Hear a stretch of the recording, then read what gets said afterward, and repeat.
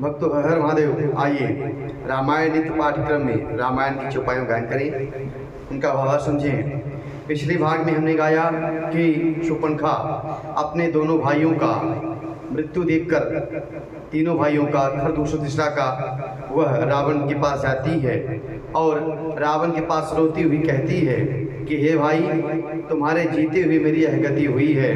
और रावण उसे पूछता है। आइए उसी क्रम में हम चौपाइयों गायन करें और भावा समझें। वीडियो अच्छा लगे, कथा अच्छी लगी तो यूट्यूब चैनल को सब्सक्राइब जरूर करें। सुनत सभासद उठे यकुलाई, समुझाई गही बाह उठाई, कह लंकेश कहसी निज पाता, केहि तब नासा कान निपाता। शूर्पणखा की बात को सुनते हुए जो सभासद थे, वहाँ पर बैठे हुए व्यक्ति थे, जो राजा मंत्री, वह सब अकुला उठे। उन्होंने शूर्पणखा की बाह पकड़कर उन्हें उठाया और समझाया। लंकापति रावण ने कहा, अपनी बात तो बता, किसने तेरे नाक कान काट लिए? अवध निपति दशरथ के जाए, पुरुष सिंह बन खेल न आए, समुझ परी मही पुन कै करनी, रहित निशाचर करी हाई धरनी। तो शूर्पणखा कहती है, अयोध्या के राजा दशरथ के पुत्र, जो पुरुषों में सिंह के समान हैं, वह वन में शिकार खेलने आए हैं और मुझे उनकी करनी देखकर ऐसा लगता है कि वह धरती को निशाचरों से विहीन कर देंगे।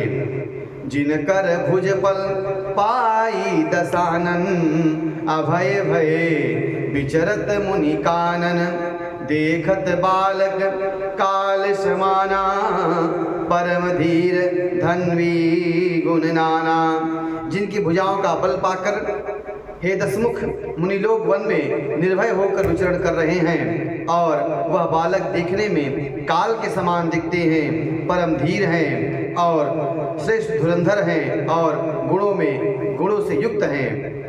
अतुलित बल प्रताप दो भ्राता, खल बधरत सुन मुनि सुख दाता, शोभा धाम राम यश राम नामा, तिनके संग नारी एक श्यामा। दोनों भाइयों का बल और जो प्रताप है वह अतुलनीय है और वे दुष्टों को वध करने में लगे हैं और देवता तथा मुनियों को सुख देने वाले हैं। वे शोभा के धाम हैं, राम ऐसा उनका नाम है। उनके साथ में एक तरुणी सुंदरी स्त्री है।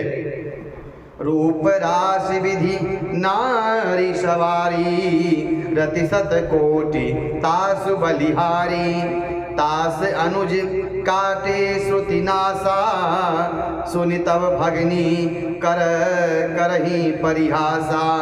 विधाता ने उस स्त्री को ऐसी रूप राशि बनाया है कि 100 करोड़ रति उस पर न्यौछावर हैं। उन्हीं के छोटे भाई ने मेरे नाक कान काट डाले हैं। मैं तेरी बहन हूँ। यह सब सुनकर उन्होंने मेरा उपहास किया, हंसी की। खरदूषण सुनी लगे पुकारा, छनमहु सकल कटक उन्ह मारा, खरदूषण तीसरा कर घाता, सुनि 10 शीश जरे सब गाता।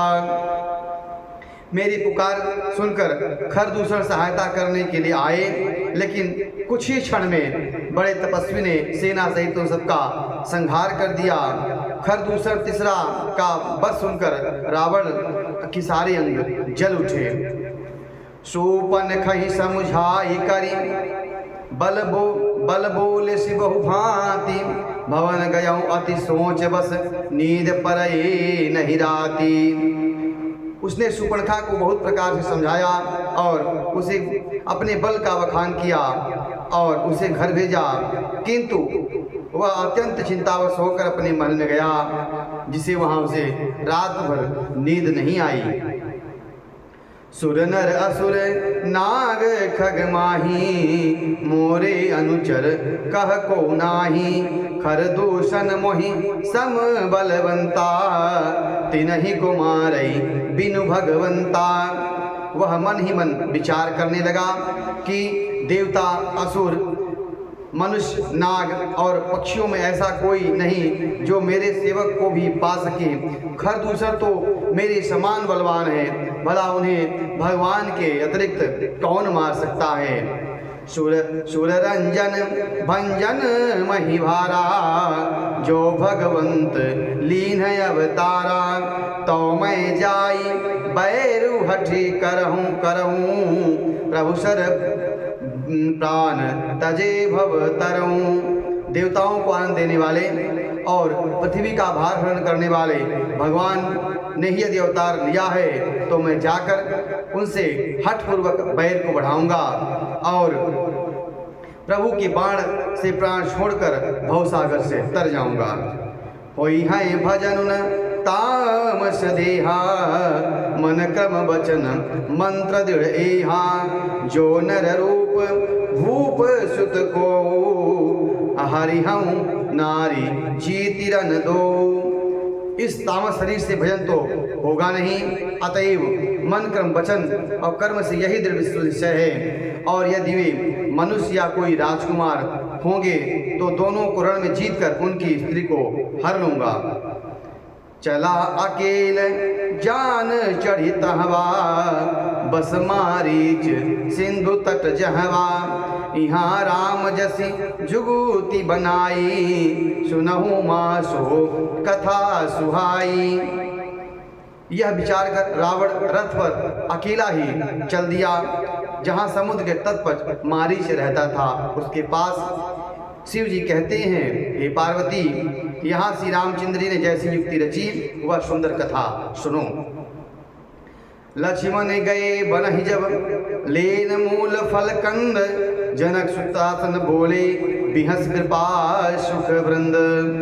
लक्ष्मण जी जब कंद मूल फल लेने के लिए वन में गए तब अकेले में कृपा और सुख के समूह श्री रामचंद्र जी हंसकर जानकी से बोले, सुनहु प्रियावत रुचिर सुशीला, मैं कछु करवी ललित नर लीला। तुम पावक महु करहु निवासा, जो लगे करहु निशाचर नासा।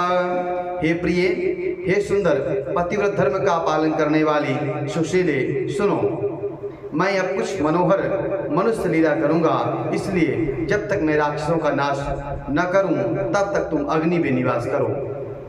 जब ही राम सन कहा बखानी, प्रभु पद धरि हिय अनल समानी। निज प्रतिबिंब राखित सीता, तय सही शील रूप सुविनीता।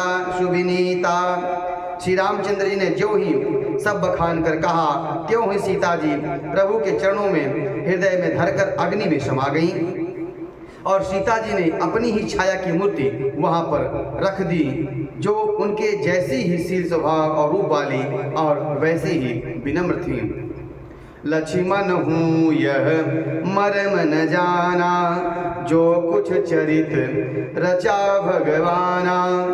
दसमुख गयऊँ जहाँ मारीचा, नाई माथ स्वार्थ रतनीचा। भगवान ने जो कुछ लीला की उस लीला को लक्ष्मण कुमार भी नहीं जान पाए। उनके लिए वह लीला रहस्य में रही। स्वार्थपरायण और नीच रावण वहाँ गया जहाँ मारीच था और उसको सिर नवाया। नवनी नीच कहे अति दुखदाई, जिमि अंकुश धनु उर्ग बिलाई। भयदायक खल कै प्रिय वाणी, जिमि अकाल के कुसुम भवानी। नीचा का झुकना ही अत्यंत दुखदायी होता है, जैसे अंकुश, धनुष, चाप और बिल्ली का झुकना ही भवानी। दुष्ट की मीठी वाणी भी भय देने वाली होती है, जैसे बिना ऋतु के फूल। करी पूजा मारीच तब सादर पूछी बात, कवन हे तुमन व्यज्ञ अति अक्सर आयऊं तात। तब मारीच ने उसकी पूजा करके आदर पूर्वक बात पूछी। कहा, हे तात, आपका मन किस कारण से अभिव्यग्र है और आप अकेले आए हैं। इस प्रकार मारीच ने रावण से पूछा। आने का कारण आगे कथा में हम उस प्रसंग को समझेंगे जिसमें रावण बताता है कि माताजी का हरण करने के लिए कैसे वह योजना बनाता है मारीच के साथ में। कथा अच्छी लगी हो तो YouTube चैनल को सब्सक्राइब जरूर करें। जय श्री राम कमेंट करें। हर हर महादेव।